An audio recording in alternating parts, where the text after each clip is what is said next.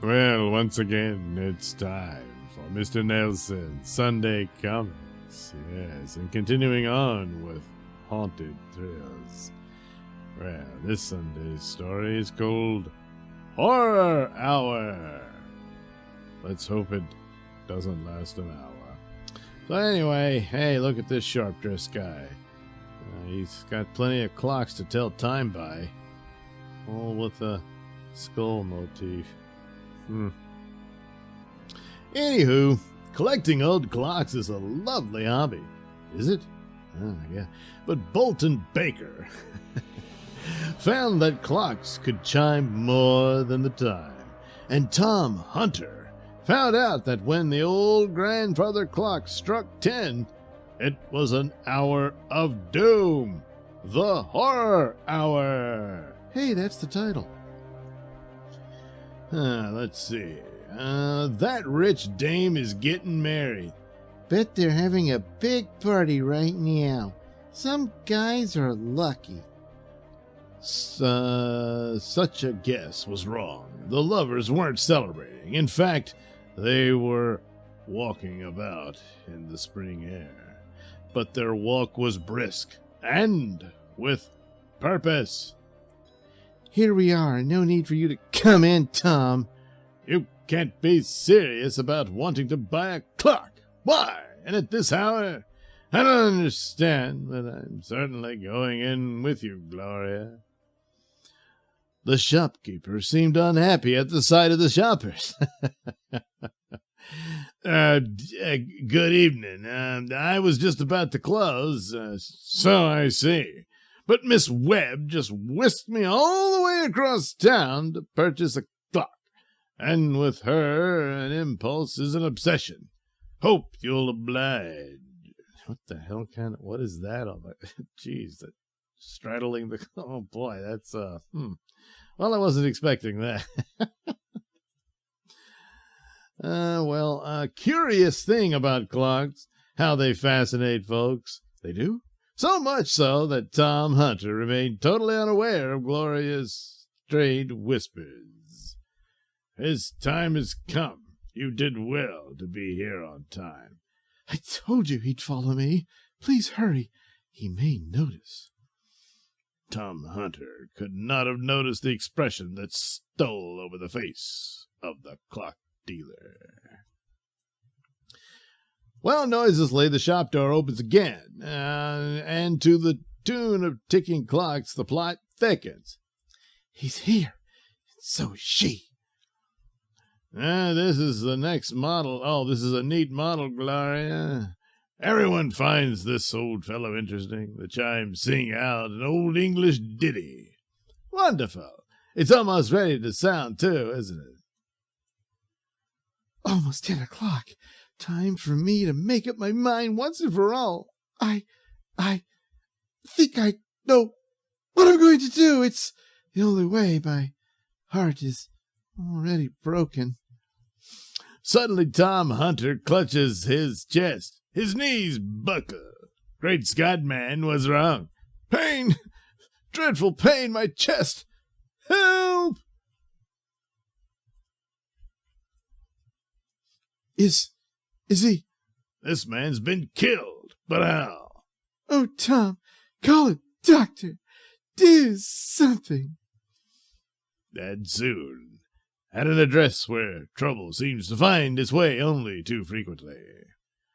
As Bolton Baker's father, Sally, I'm shocked that he'd keep you waiting. But as your friend, I'd suggest you forget him. I will. If you'll take me out to dinner, Inspector. Whoa. Oh, she's moving on to the old man, huh? Well, at least he's established and has wealth, so, you know.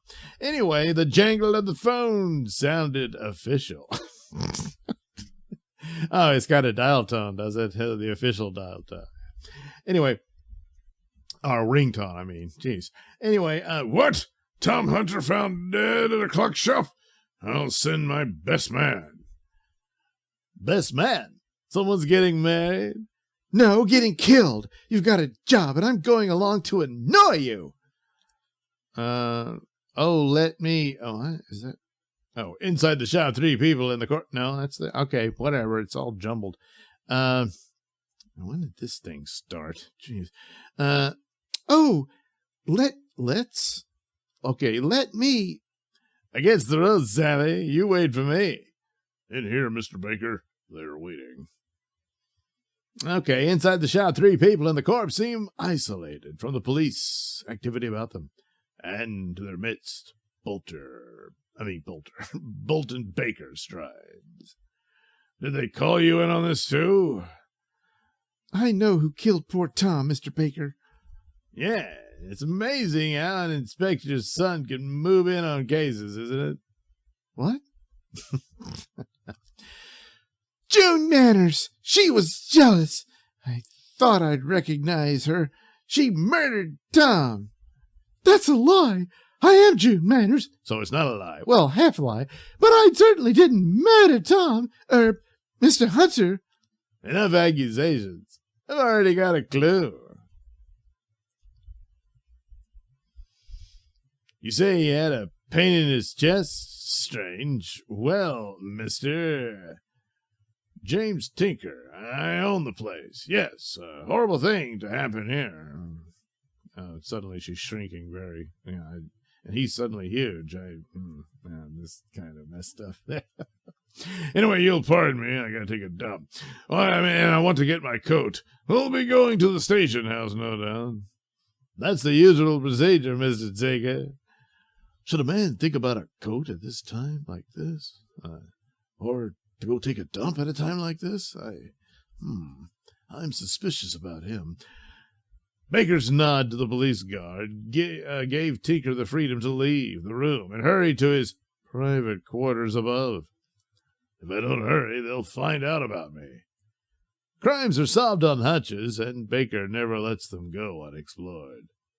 Tinker is more nervous than cautious. Just what's on his mind. I bluffed a knowledge of the crime, but it seems to have had effects on at least one person. Now we're getting places. With this, I'm safe for at least 24 hours. Not so fast. I'd like a look at that, my friend. We're right of you. You can't stop me. You haven't the power to hold me. Try if you dare. Baker did not know, but the Dizians of the netherworld cannot resist physical violence. Okay. I have little use for poor manners, Tinker, but I will take over that vial. In exchange for this. Blap. Now come along quietly, or else. You win, Baker. I'll do anything you say. I don't know what our friend here was trying to do, but this vial goes to the lab for analysis. Do you think he could have killed poor Tom? It's hard to say, but there's something wrong here. Terribly wrong. I hope you find out. Tinker's probably the murderer. Well, a second ago you thought it was the blonde, but I figured that was just jealousy, you know. Not necessarily, but I'll have to kill her soon. I didn't kill Hunter. You can't prove that I did. Must get out of here and hide this purse. They'll... Okay. Meanwhile, how long can you keep a lady waiting without something happening? You'll have no trouble watching the opera now, miss. True, but I might have trouble with what I intend watching right now. Sally is usually an even-tempered, intelligent girl, seldom given to rash impulses or questionable conduct. But there comes a time in life when curiosity will compel a cat to look at a queen and a girl to peek into other folks' business. Once I get through this window, I'll dash up the stairs and get to that fire escape. Moments later. Gosh, that gal acts sneaky. She's going to put out the lights. Wonder where Baker is. I've got to get out of here. This has become much too complicated. Hey, turn on those lights. This is my chance. Have to make a run for it. Remain quiet, everyone. I don't know who's saying it. Remain quiet, everyone. Mr. Baker speaking. Oh, maybe it's him. I'm near the switch. Nobody switch light in a second. Nobody leaves the room, blah, blah, blah. That girl, she ran off. She's your killer, Mr. Baker. Stay here, you two. I'll get her. Doop-a-doop-a-doo. She should lead me to another answer. The parts are slowly fitting together. Lady, you and I are going to have a little chat. Miss Manners, I suggest you halt. Walking out on murder isn't a wise move. And I'd like a few words with you before the police book you as a killer. I haven't anything to say to you, or the police, Bolton Baker. If I can only get to my car. Looks like she did. Must get time alone. My mind is made up what to do. There is no other way now. Her car. This isn't so good. She'll get away unless I use swifter tactics. Look out, you idiot. You'll get hurt. We'll both get hurt if you don't shut off the engine, miss. Okay. Well, at least Kitty Cat didn't. Oh, man, did he just drop a deuce on the well? He scared the poop out of him. Anyway, you're asking for this, Baker. Nothing will stop me now. You'd better jump. I'll risk this with you for only one reason. I've got to see what you're carrying around in that purse. Well, do young ladies usually carry around wolfsbane or rosemary? What did you expect to find in that shop, Miss Manners? Oh, jeez. Baker returns, and they all wait through the long hours until again the clocks approach the hour of 10. Tinker explained why Hunter died when the clock struck 10. No, you have no right to ask.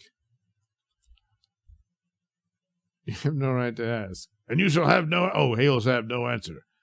Let me put on this Halloween mask. Goodbye, fools. He's changed. What is he? The killer gains the street, and my power is still strong. That cop won't be able to stop me now. But where do you think you're going, chump? Oh! Must save Sally. The little dope thinks she can stop that monster. This silver bullet will do it. Good, I got him. Oh!